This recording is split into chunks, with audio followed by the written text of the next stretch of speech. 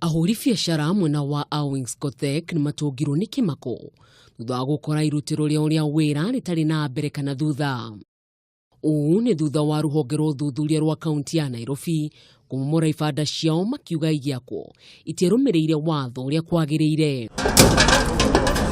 Peter Mbaya, mũrũgamĩrĩri wa ũmomori ũcio, augĩte mũrũgamo ũcio waiguithanirio nĩ thirikari ya kaunti ya Nairobi. Ngarisha Nairobi lazima tuondoe takataka na tuondoe hizi vioski zinajengwa kila mahali.